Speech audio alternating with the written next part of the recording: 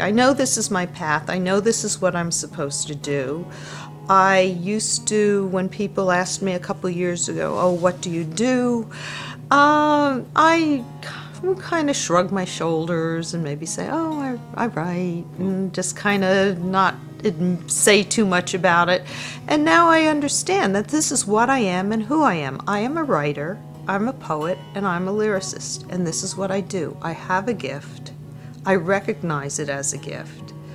And I recognize that it is supposed to be shared with the world. It is not some private stash that I'm keeping under my bed that someday grandchildren will dig out and say, what's this? No, these are things that the world wants to see and should see. Poet-lyricist Gwyneth Green is about to release her 4th book. Although she began her writing career later in life than most, Gwyneth's pedigree is undeniable. And as you're about to see, her lineage has a very interesting connection to one of Greater Cincinnati's most famous entertainers, a young songstress from Evanston who began her life here as Doris Kappelhoff.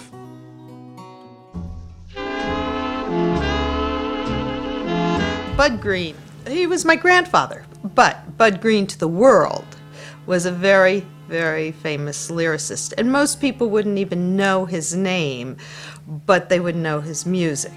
He wrote in the 20s, he wrote in the 30s and 40s. His most famous song, Sentimental Journey. He wrote just a list of wonderful songs, Once in a While, That's My Weakness Now. He wrote Alabama Bound, which was sung by Al Jolson. Wonderful, wonderful song. I actually have a picture of him somewhere around here with Al Jolson. He not only lived in New York during his writing career, he also lived in California for a short time, took the family out there. He wrote for a couple of movies. He worked with Shirley Temple when she was a young child. He'd always tell us the story of teaching his songs to her. She'd sit on his lap and he'd sing them and she'd sing them back because she couldn't read. She was a young baby. He had a very interesting career, knew everyone of the age. When I closed up his house, I came across a personal letter from Bing Crosby to Bud. He knew Frank Sinatra. He knew all the wonderful singers. Doris Day was made famous because of his music. She's the one who sang Sentimental Journey. He had an innate talent for his music. He wasn't accepted by his family for what he did.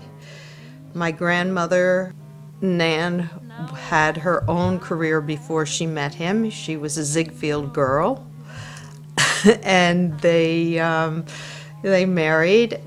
With that, his family, his father kind of threw him out of the family because he married out of the faith, and but they had a good life and had an interesting life.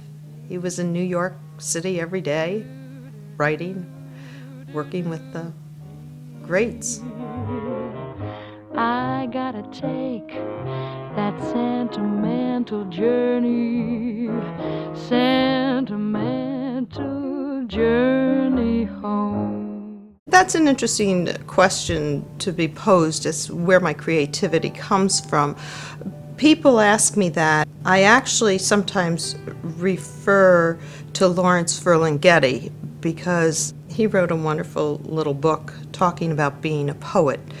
And he said, you don't have to explain yourself to anyone.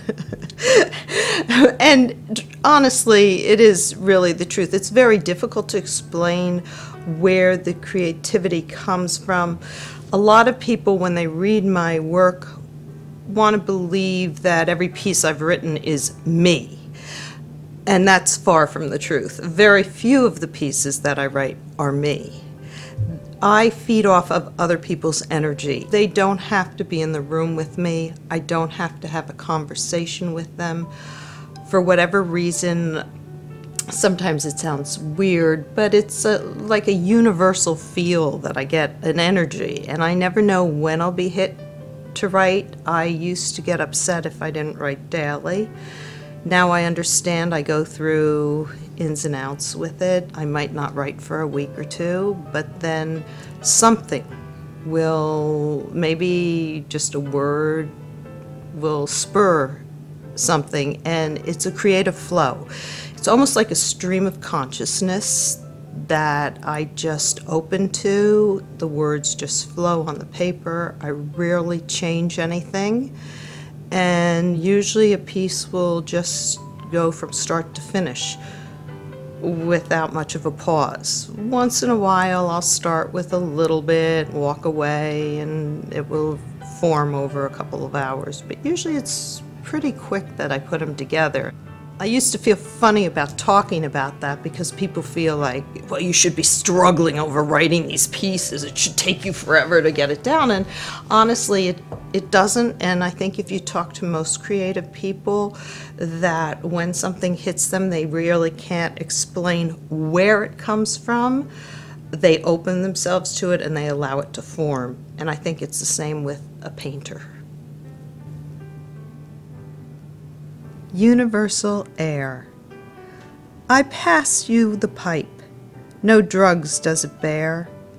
Take a draw, inhale the air of universal breath, clearing the head of unwanted clutter, leaving space, new discoveries. Fill your cup with wishes and wants. Abundance grows with each flow. Inhale.